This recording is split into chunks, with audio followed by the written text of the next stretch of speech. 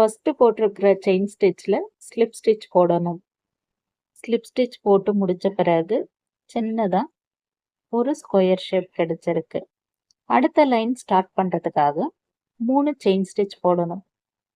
இந்த லைனில் இருந்து நல்லா கவனமாக பார்த்தா மட்டுமே நம்மளால் இந்த ஸ்கொயர் ஷேப் போட்டுட்டு வர முடியும். ஆனால் ஈஸியாக தான் இருக்கும். 3 செயின் ஸ்டிச் போட்டு முடித்த பிறகு பக்கத்தில் இருக்கிற டபுள் க்ரோஷெட் ஸ்டிச்சுக்கு மேலேயே ஒரு டபுள் க்ரோச்செட் போடணும். கீழே 2 டபுள் க்ரோச்செட் இருக்கு. இப்போ முதல் டபுள் க்ரோச்செட்டுக்கு மேலே ஒரு டபுள் க்ரோச்செட் போடணும். ஏற்கனவே 3 செயின் ஸ்டிச் போட்டது ஒரு டபுள் க்ரோச்செட்டாக கணக்காயிடுச்சு. இப்போ ஒரு டபுள் க்ரோச்செட், 2வது டபுள் க்ரோச்செட், இப்போ போட போகிறது 3வது டபுள் க்ரோச்செட் போட்டுட்ருக்கோம். இப்போ 3 டபுள் க்ரோச்செட் வந்த பிறகு அடுத்தது இந்த கார்னர், அதாவது இந்த செயின் ஸ்டிச் போட்டிருக்கோம், இந்த கேப்பில் 2 டபுள் க்ரோச்செட் இந்த கேப்பில் போடணும். இப்போ ஃபஸ்ட்டு ஒரு டபுள் க்ரோச்செட் போடணும்.